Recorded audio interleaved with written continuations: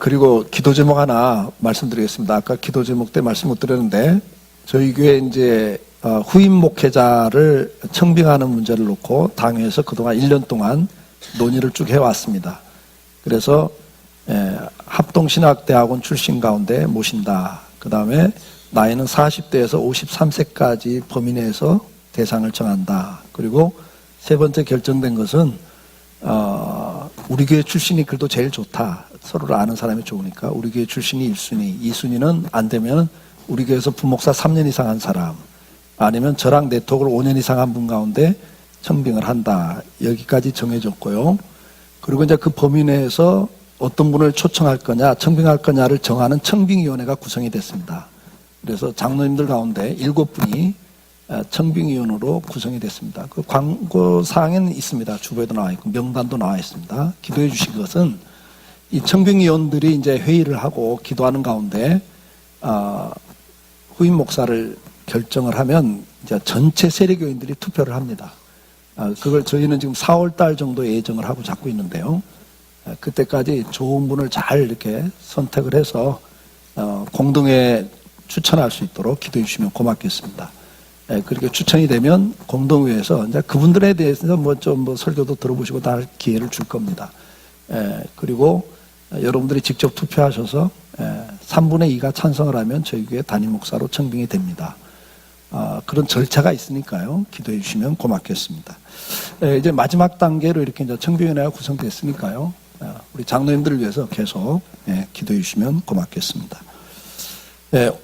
오늘 이제 성탄절을 맞이해서 내일이 성탄절인데 오늘이 성탄주일이죠. 주일은 오늘입니다. 근데 이제 내일은 여러분 가정에서 가족과 함께 시간을 보내시라고 내일은 아침에 예배를 드리지 않습니다. 주일날이 더 중요하니까요. 그래서 오늘 성탄 예배 드리고 오늘 오후 예배 때 성탄 전야제로 아이들 발표도 하고 아이들 축복하는 시간을 갖습니다. 여러분들 오후 예배 때도 같이 오셔서 그렇게 함께 또 아이들을 축복해 주시면 고맙겠고요.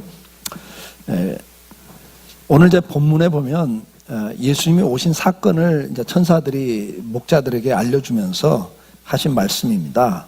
근데 그 10절에 보니까 가장 그 중요한 이야기가 뭐죠? 온 백성에게 미칠 큰 기쁨의 좋은 소식을 너에게 전한다. 이렇게 말씀을 합니다. 기쁜 소식이죠. 그것도 큰 기쁨의 소식입니다. 예수님이 이 땅에 오신 것이 왜 기쁜 소식인가? 이 기쁜 소식이라고 하는데 왜 기쁜 소식이냐 그 말이죠. 그게 이제 11절에 나오죠. 왜 기쁜 소식입니까? 너희를 위하여 구주가 나셨다. 뭐가 기쁜 소식이에요? 구원자가 오셨단 말이에요. 나를 구원해 주신 분이 오셨다 그 말이에요. 이것이 기쁜 소식이에요. 나를 구원해 주실 분이 오셨다. 그러면 어디서 구원하시는 거죠? 우리를 죄에서 구원하는 거죠. 이사야 53장에 이사야 선지자를 통해서 앞으로 이 구원자가 올 것을 미리 예언을 하면서 그가 찔림은 우리의 허물 때문이요 그가 상함은 우리의 죄악 때문이라 그랬습니다. 우리 죄 때문에 그분이 오셔서 죽는다는 거죠.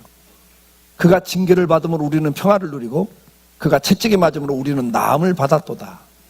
그러면서 뭐라고 말씀해요? 우리는 다 양같이 그릇 행하고 각기 내 마음대로 내 인생길을 살아갔지만 그래서 그 죄악의 길을 걸어가고 영원한 진노의 자리로 걸어갔지만 여호와께서는 우리 모두의 죄악을 그에게 담당시키셨도다. 예수님이 오신 목적이 뭡니까? 우리의 죄를 대신 지고 죽기 위해서 오신 거란 말이에요. 마태복음 20장 28절에 예수님께서 말씀을 하죠. 인자가 온 것은 섬김을 받으려 함이 아니라 도리어 섬기려 하고 자기 목숨을 많은 사람의 대속물로 주려 함이니라. 예수님이 우리의 죄를 대신 갖기 위해서 오신 거예요. 히브리서 13장 11절 12절에도 이는 죄를 위한 짐승의 피는 대제사장이 가지고 성소에 들어가고 그 육체는 영문 밖에서 불사람이라. 그러므로 예수도 자기 피로서 백성을 거룩하게 하려고 성문 밖에서 고난을 당하셨느니라. 에베소 1장 7절에 우리는 그리스도 안에서 그의 은혜의 풍성을 따라 그의 피로 말미암아 속량 곧 죄사함을 받았느니라. 예수님이 이 땅에 오신 사건이 왜 기쁜 소식입니까? 내 죄를 대신 갚기 위해서 오셨다는 거예요. 우리는 빚쟁인데 그 빚 때문에 날마다 시달리고 살고 인생이 망가지는데 그 빚의 노예가 돼서 사는데 그 말이에요. 거기에서 우리를 한꺼번에 다 해방을 시켜버렸다. 해방을 시켰다고요. 로마서 6장 6절에서 우리가 알거니와 우리의 옛사람이 예수와 함께 십자가에 못 박힌 것은 죄의 몸이 죽어 다시는 우리가 죄에게 종로로 하지 아니하리 함이니. 여러분, 죄를 지면 죄의 종이 되는 거예요. 마귀의 노예가 되는 겁니다. 여러분들이 사기를 당해서 엄청난 빚을 져버리면 그 다음부터는 어떻게 돼요? 채권자들의 노예가 되는 겁니다. 빚쟁이가 인생의 시달림을 당하는 거죠. 노예가 돼버리는 거예요. 그러면서 로마서 8장 2절에 뭐라고 말합니까?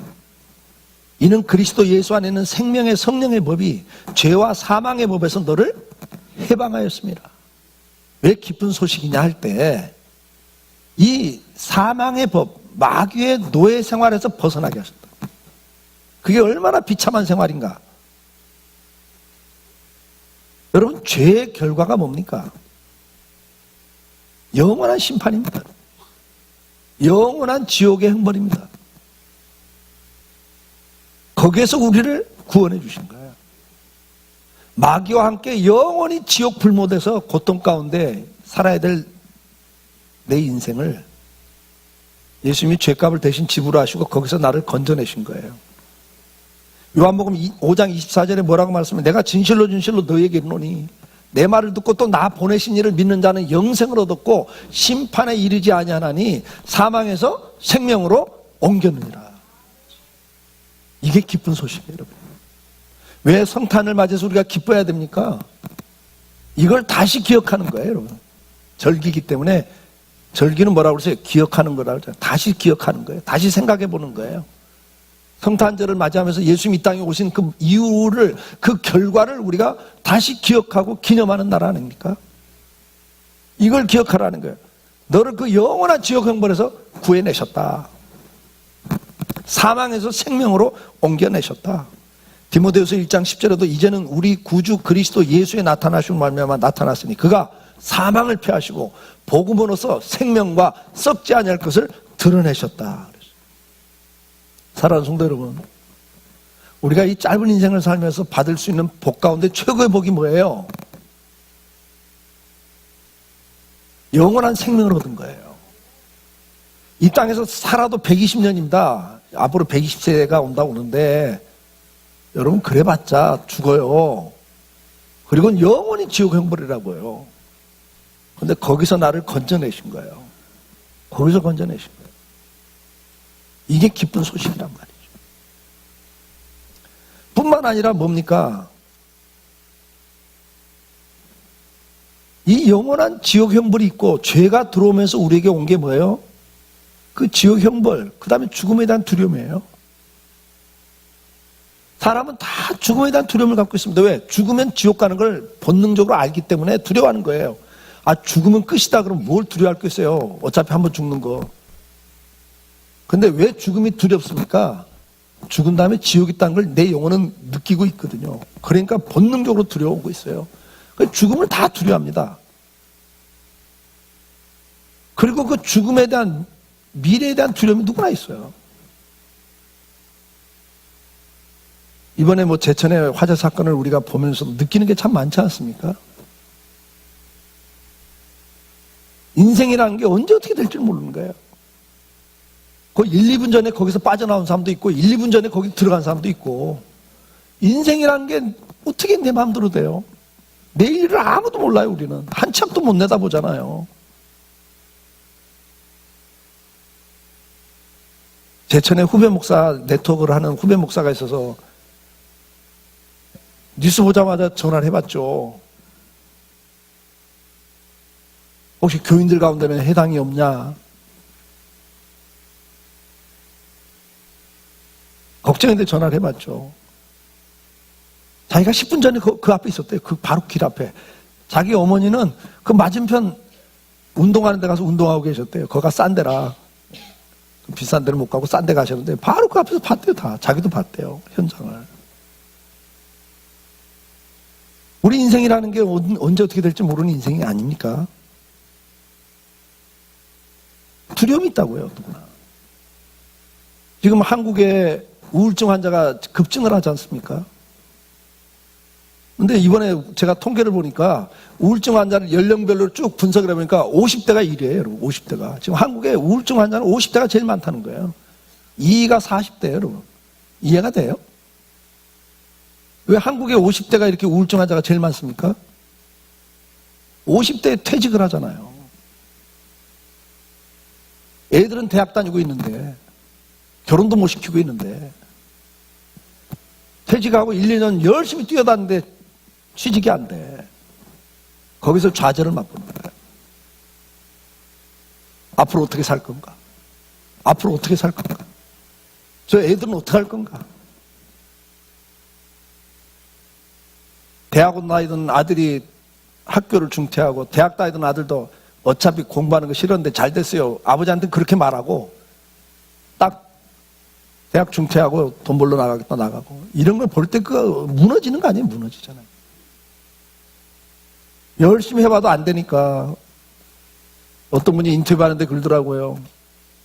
어느 날 부인이 다른 남자들 그래도 일하던데 그 말에 자기는 너무 큰 상처를 받았다. 비교를 당해버리고 우울증이 안 올 수 있어요, 여러분. 우울증이 오죠. 그러다 끝내는 두문불출, 술 마시고 혼자서 IMF 때 경험했던 일을 또 경험하고 있어요, 지금요. 왜요? 다 미래란 두려움 때문 아닙니까? 근데 주님 우리에게 뭐라고 말해요? 야, 무엇을 먹을까? 무엇을 마실까? 무엇을 입고 살까? 걱정하지 말고 오늘 하루 먹을 거 있으면 족한 줄 알아라. 공중에 나는 새를 봐라. 야, 저런 새도 내가 먹이고 입히는데 하물며 너일까 보냐? 여러분, 예수 믿는 사람들에게 왜 예수님이 이 땅에 오신 게 기쁜 소식입니까? 우리는 죽음에 대한 두려움이 없습니다. 뭐 오늘 죽어도 천국 가잖아요. 표정은 아닌 분들이 있어요, 아직도. 심각해, 오늘 죽으면 안 돼. 그렇죠? 근데 두려움이 없잖아, 우리는요. 미래에 대한 두려움이 없어요, 우리는. 왜요? 십자가에 죽기까지 한 그분이 뭐라고 그래? 내가 죽기까지 해줬는데 너를 위해서 내가 뭘 너한테 아끼겠냐? 너희는 먼저 그 나라와 그를 구하고 살아. 그러면 내가 이 모든 걸 더해주마. 이런 약속과 보장이 있는 우리들 아닙니까? 이게 얼마나 큰가를 아셔야 돼요, 여러분. 이 미래에 대한 죽음, 죽음에 대한 두려움만 없는 것만 해도 얼마나 큰 건데요. 여러분.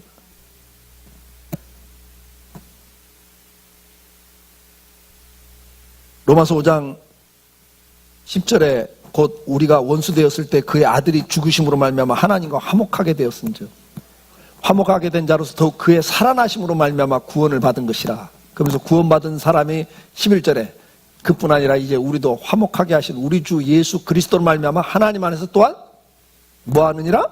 즐거워하느니라요. 즐거워하느니라. 이 안에 즐거움이 회복이 되는 거예요.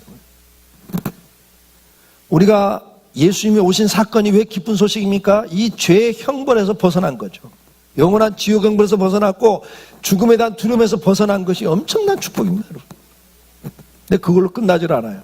히브리서 10장 14절에 그가 거룩하게 된 자들을 한 번의 제사로 영원히 온전하게 하셨느니라 그랬어요. 고린도서 5장 17절에 뭐라고 말씀합니까? 그런즉 누구든지 그리스도 안에 있으면 새로운 피조물이라 이전 것은 지나갔으니 보라 새 것이 되었다 그래요. 그럼 우리가 새 것이 됐단 말이 뭡니까? 옛날에 창조된 본래 모습대로 바뀐 거예요. 하나님이 인간을 창조할 때는 어떻게 만들었습니까? 고린도서 7장 1절 그런즉 사랑하는 자들아 이 약속을 가진 우리는 하나님을 두려워하는 가운데 거룩함을 온전히 이루라. 육과 영의 온갖 더러운 것에서 자신을 깨끗하게 하자 그래요. 무슨 말입니까? 하나님 우리를 만들 때는 우리는 거룩하게 만들었어요. 근데 죄가 들어오니까 어떻게 돼요? 더러워져 버려. 오염이 돼 버렸단 말이죠. 그러면 죄가 들어와서 오염이 된 가장 큰 특징이 뭡니까? 가장 큰 특징이 뭐예요? 우리가 더러워지는데 그 더러워짐의 특징이 뭡니까? 그게 갈라디아서에서는 뭐라고 말합니까? 5장 19절에 그 특징들이 나타나는데 음행과 더러운 것과 호색이에요. 여러분 죄가 들어오면 우리가 더러워지는데 뭐부터 더러우냐? 육체적으로 음란해집니다, 사람이. 그래서 음란한 생각을 하고 살고 음란한 짓을 하고 살아요. 그것 때문에 가정이 파괴되고 부부간에 갈등이 생기고 자식들이 상처를 받고 얼마나 많은 가정들이 불행해지냐 말이에요. 나는 인생을 즐기겠다고 하지만 그게 타락한 인간의 모습이거든요. 그것 때문에 사랑하는 사람들을 배신하고 상처를 주고 자식들의 인생까지도 불행하게 만드는 게 이게 지옥 아니고 뭐예요? 생지옥이란 말을 들어보시죠. 생지옥. 아직 지옥 가보지 않았지만 지옥을 이 땅에서 맛보는 거예요. 얼마나 많은 가정이 이 더러움 때문에 망가집니까? 육체적으로만 더러워지는 거 아니에요. 그러다 보니까 영적으로 더러워져요. 우상을 숭배하고 주술, 이단에게 빠져요. 영적으로 음란해지니까 귀신을 섬겨요. 그 다음 어떻게 돼요? 사랑하고 살아야 될 사람으로 만들어놨는데 뭐하고 살아요? 원수 맺고 살아요. 원수 맺고 삽니다. 20절 말씀 보여주세요. 원수 맺고 그 다음 어떻게 해요? 부부 간에도 부모 자녀 간에도 형제 간에도 분쟁하고 살아요. 왜요? 시기하니까. 시기하니까. 그러니까 뭐예요? 죄가 들어오면서 어떤 현상이 생깁니까, 여러분? 에덴 동산에서 죄가 딱 들어오니까 아담에게, 하와에게 첫 번째 나타난 증상이 뭐예요? 두려움이었습니다, 여러분. 그래서 숨어요. 그 다음에 부끄러움을 느끼기 시작해요. 수치심을 느껴요. 핸디캡을 느껴요. 열등감을 느낀다고요. 자존감이 무너져 버립니다. 그 다음에 뭐가 와요? 아담과 하와 사이 서로 원망을 해요. 저 여자가 먹으라서 먹었다고. 사랑하고 행복해야 될 그 가정이 깨지기 시작합니다. 그 형제 가인과 아벨이 형제지간에도 뭐예요? 경쟁을 시작해요. 마귀가 들어오면 이렇게 무서워지는 거예요, 여러분. 그래서 형제지간에도 누가 더 사랑받냐, 누가 더 부모로부터 인정받냐, 그거 갖고 경쟁을 하다가 시기하고 미워하고 질투하다가 죽이기까지 해버린단 말이에요. 그것 때문에 뭘 해요? 당을 줘요. 분열을 해요. 왕따를 시키고 그저 내 이권 챙기고 내가 갖고 싶은 욕심을 충족시키기 위해서 사람을 끼리끼리 모으고 그래서 당을 짓고 집단 이기주의에 빠지고 근데 한쪽에서는 그것 때문에 피해를 당하고 그래서 분노가 생기고 여러분 보세요. 이게 생지옥이 아니고 뭐예요? 가정에서부터 이 사회 속의 갈등은 다 그 갈등 구조. 서로 상처를 주고받으면서 나 하나 잘 돼보겠다고 아니면 내 집단 하나 이 피해에서 벗어나고 지켜보겠다고 누군가를 또 매도하고 죽이고 이게 생지옥이 아니고 뭐예요, 여러분?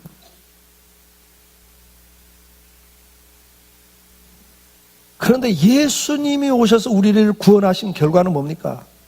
다시 우리를 거룩한 사람으로 회복시켜 주신 거예요. 우상을 숭배하고 귀신 섬기던 그 허무한 데서 벗어나서 하나님을 섬기죠. 그 안에 뭐가 와요? 평안이 오고 감사가 오고 사랑할 수 있는 마음을 주시니까 이제 어떻게 해요? 원수도 사랑할 수 있고 축복할 수 있고 이제는 겸손하게 섬길 수 있고 이기주의에서 벗어나서 이타주의가 되는 거 아니에요? 이게 하나님의 사랑의 힘밖에 없습니다, 여러분. 다른 걸로 할 방법이 없어요. 예수가 오셔서 우리에게 주신 축복이 뭡니까? 사랑할 수 있는 사람을 만들어준 거예요. 겸손히 섬길 수 있는 사람이 된 거예요. 여러분 교만하시면요 잘난 맛에 산다고 하지만 아니요. 주변에 사람 없고요. 결론은 불행해지잖아요. 주변 사람 다 상처 주면서 남편 교만해봐요. 아내 자식들이 상처받죠. 부인이 교만해봐. 그 남편 자식들이 또 상처받죠. 겸손한 곳에 뭐가 있어요? 기쁨이 있는 거예요. 근데 이거 예수가 오셔서 우리에게 회복시켜 준 거예요. 사랑하는 성도 여러분, 성탄절을 맞이해서 우리는 다시 한번 확인하셔야 돼요. 오늘 내 안에 거룩함이 회복되고 있는가? 은혜가 회복되고 있는가? 그래서 정말 사랑할 수 있고 축복할 수 있는 사람으로 대해 가고 있는가? 아직도 미워하고 용서 못하고 있다면 이 성탄절을 맞이해서 여러분 기쁘다 구주 오셨네가 여러분의 입술이 고백이 되길 바랍니다. 그게 천국으로 바뀌는 거예요. 생지옥에서 천국으로 바뀌어야죠. 여러분 가정이 변화될 수 있길 축복하고 여러분이 가는 곳곳마다 그 은혜가 회복되길 축복해야죠. 마지막으로 예수가 오셔서 우리를 죄에서 구원하셨다고 그럴 때 이 마귀의 지배로부터 우리를 벗어나게 하는 거거든요. 해방이거든요. 근데 마귀는 지배하는 방법이 뭐라고 그랬어요? 아담에게도 했던 말이죠. 오늘 우리에게 한 말이에요. 네가 인생의 주인이야. 네 마음대로 해. 근데 이게 사기꾼한테 당하는 전형적인 모습입니다. 마귀는 거짓말의 아비, 사기꾼이거든요. 나를 위해 주는 것처럼 네가 주인이야. 네가 주인공이야. 네 마음대로 해. 하나님 말을 왜 들어? 먹어봐 선악과. 네가 네 인생을 주도할 수 있어. 근데 사기꾼한테 당할 때는 모르고 당하죠. 근데 딱 당하는 순간 사기꾼의 종이 돼버립니다. 꼼짝 못하는 거예요. 왜? 내가 주인이라고 생각하고 딱 했는데 뭐예요? 바로 마귀의 종이 돼버리는 거예요. 하나님의 자녀라는 신분에서 마귀의 종이 돼버립니다. 앞에서 말씀드렸지만 여러분들이 빚쟁이가 되면요, 꼼짝 못하고 도망 다니고 숨어야 되고요, 비참해져 버려요. 자유가 다 없어져요. 그러니까 마귀의 사기에 당하는 거예요. 네 인생 네 거다. 네 맘대로 살아. 네 생각대로 해. 네가 주인이야. 이 세상이 온통 이 세상입니다, 지금. 근데 하나님 뭐라고? 내가 주인이야. 내가 너를 만들었어. 근데 그건 우리가 듣기 싫잖아요. 내가 주인이고 싶잖아. 그래서 내가 주인이라는 그 자리에 가는 순간 뭐예요? 마귀의 종이 돼버린다는 걸 마귀는 알고 있거든요. 사기치는 거예요. 우리는 그래서 마귀의 종이 되면 허무한 데 굴복하고 살아요. 인생의 삶의 목적이 바뀌어버립니다. 우리를 만드실 때는 뭐예요? 하나님의 영광을 위해 살으라고 그랬어요. 그러면 우리가 영광스러운 존재가 돼. 만물의 영장이 돼요. 피조물 가운데 최고의 권위와 영광을 누리고 축복을 누리는 존재가 되는 건데, 내가 주인 노릇하겠다고 하다가 마귀의 종이 돼버리니까 그때부터는 비참 불행이 다 와버리는 거죠. 사는 목적도 달라져 버립니다, 여러분. 하나님을 위해서 살아야 될 인생이 뭘 위해 살아요? 자기를 위해 산다고 생각하는데 자기를 위해 사는 인생이 없어요, 여러분. 여러분 가운데 자기를 위해 사는 인생이 있어요? 요즘 욜로족이 나오죠? 한 번밖에 없는 인생, 내 마음대로 살아보자는 건데, 여러분, 그건 다 마귀가 주는 사상이에요. 그렇게 살아보세요, 인생이 행복한가? 자기를 위해 살겠다고 하는데, 그래서 여행 간다, 뭐 즐긴다, 하고 싶은 거 한다 그러는데, 해봐요. 한 10년만 해봐요. 거기에 만족이 있는가? 다 허무해져 버려요. 고린도후서 5장 15절에 그가 모든 사람을 대신하여 죽으심은 살아있는 자들로 하여금 다시는 그들 자신을 위하여 살지 않고 오직 그들을 대신하여 죽었다가 다시 살아나신 이를 위하여 살게 하려 함이라 그랬어요. 아멘? 마귀는 그래, 너를 위해 살아 그래. 근데 여러분, 그 살아보면 나를 위해 산 게 아니라니까. 다 마귀를 위해 살아요. 험한데 굴복하는 거예요. 종이 된다고요. 먹고 살기 위해 산다니까요. 근데 먹고 살기 위해 사는 인생이 얼마나 불행합니까? 로마서 14장 7절에 뭐라고 그래요? 우리 중에 누구든지 자기를 위하여 사는 자가 없고 자기를 위하여 죽는 자도 없도다. 우리가 살아도 주를 위하여 살고 죽어도 주를 위하여 죽나니 그러므로 사나 죽으나 우리가 주의 것이로다. 이를 위하여 그리스도께서 죽었다가 다시 살아나셨으니 곧 죽은 자와 산 자의 주가 되려 하심이라. 주인이 되려 합니다. 하나님이 내 인생의 주인이 되는 순간 우리는 원래 창조된 그 영광의 자리에 가는 거예요. 만물의 영장이 됩니다. 피조물을 다스리고 누릴 수 있는 존재가 돼버려요. 근데 마귀의 종이 되면 피조물의 지배를 받아요. 돈의 지배를 받아요, 여러분. 하나님을 주인으로 섬기면 내가 영광스러운 자리에 가거든요. 근데 마귀의 종이 되면요, 그 영광스러운 자리에서 벗어나서 뭐가 돼요? 그것의 노예가 돼. 다시 말해서 출세의 노예가 돼. 성공의 노예가 돼. 돈의 노예가 돼. 자식의 노예가 돼. 다 노예가 돼요. 그걸 위해 사는 존재가 돼버려요. 갈라디아서 2장 20절에 뭐라고 그래요? 이제 내가 육체 가운데 사는 것은 나를 사랑하사 나를 위하여 자신을 버리신 하나님의 아들을 믿는 믿음 안에 사는 것이라. 마귀는 여러분의 주인이 될 때 여러분을 행복을 하게 만들지 않아요. 불행하게 만들어요. 자기와 똑같이 지옥 가게 만든단 말이에요. 근데 하나님 우리를 사랑하시기 때문에 어떻게 해요? 우리를 위해서 대신 죽어. 여러분 생각해보세요. 나를 위해서 대신 죽는 사람의 그 사랑이 있다. 나를 사랑하기 때문에 대신 죽는 사람이 있다. 이게 얼마나 행복한 인생이에요. 근데 어떻게든 나를 이용해 먹으려고 하는 마귀의 종이 되면 여러분 인생 불행해지는데 왜 거길 가냐고 말이죠. 믿음 안에 사는 것처럼 행복이 없어요. 그래서 요한복음 6장 27절에 이렇게 권면해요. 썩을 양식을 위해 일하지 말고 영생하도록 있는 양식을 위해 해라 그랬어요. 오늘 여러분들 무엇 때문에 일하고 사세요? 왜 살아요? 왜 살아요? 가만히 이야기하는 거 들으면 결론은 뭐예요? 먹고 살기 위해 삽니다. 먹고 살기 위해 살아요. 근데 그게 얼마나 비참한 인생이냐고 말이에요. 먹고 살기 위해 사는 인생. 그걸 시편 17장에서는 성도가 이렇게 고백합니다.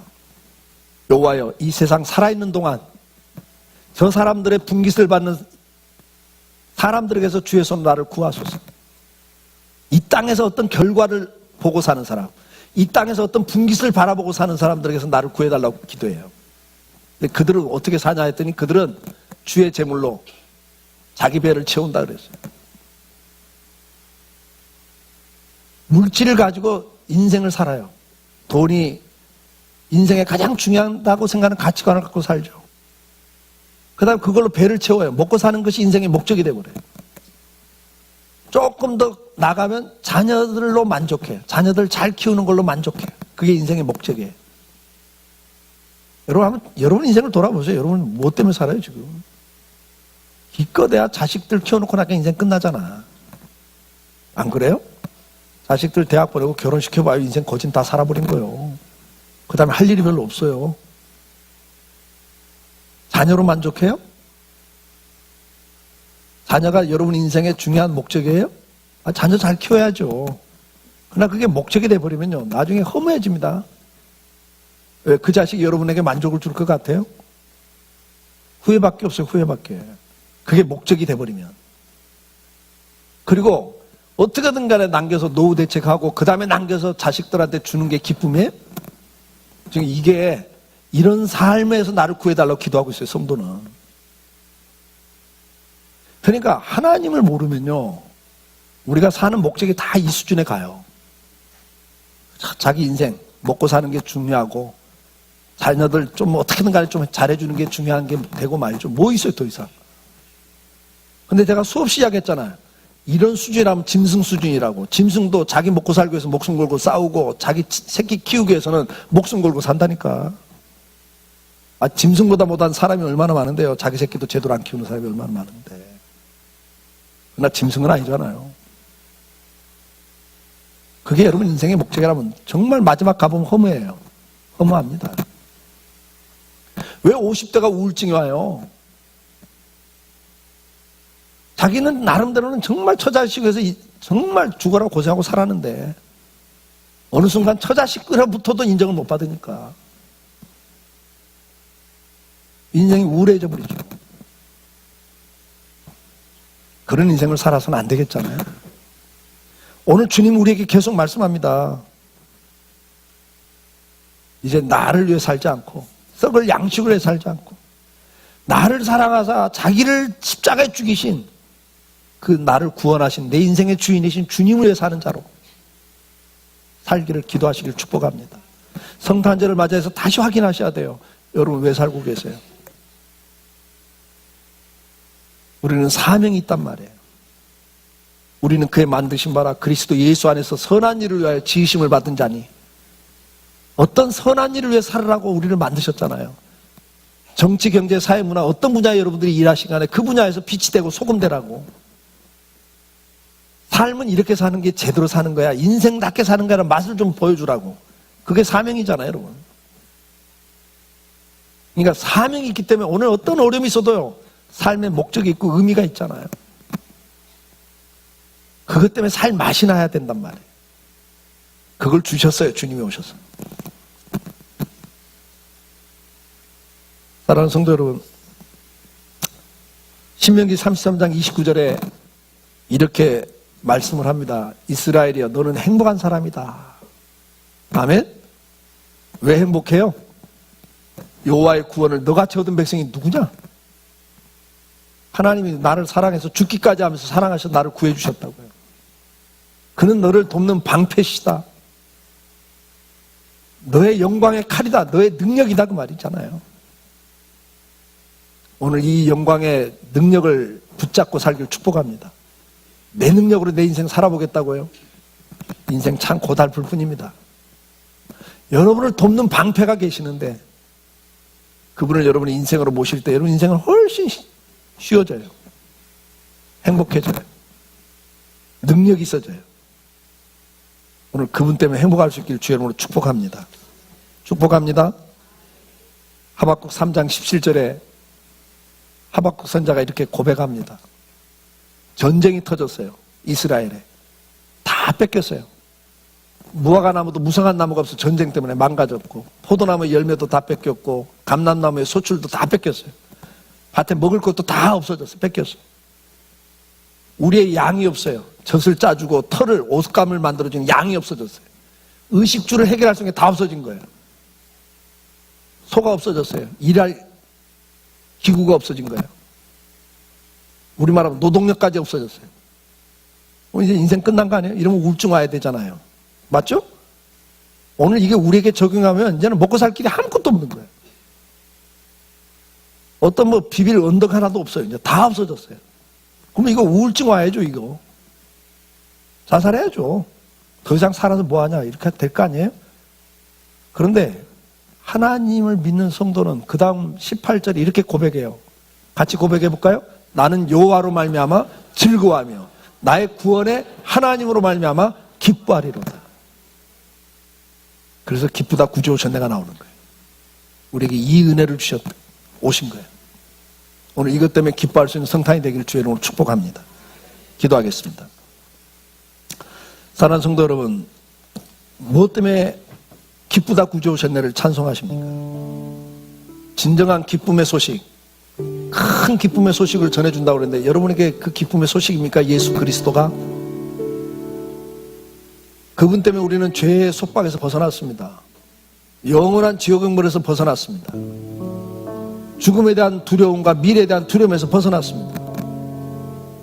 내 안에 더러워진 그것 때문에 오는 분노, 시기, 미움, 질투, 분쟁, 그 마음의 생족에서 우리는 감사할 수 있는 사람이 됐고 기뻐할 수 있는 사람이 됐고 원수조차도 축복할 수 있는 사람이 됐습니다. 겸손히 섬길 수 있는 사람이 됐습니다. 왜 사는지 인생의 목적이 생겼습니다. 달려갈 길을 깨닫고 달려가는 인생이 됐습니다. 허무하지 않습니다. 이 세 가지 가운데 여러분 어떤 것이 여러분의 것입니까?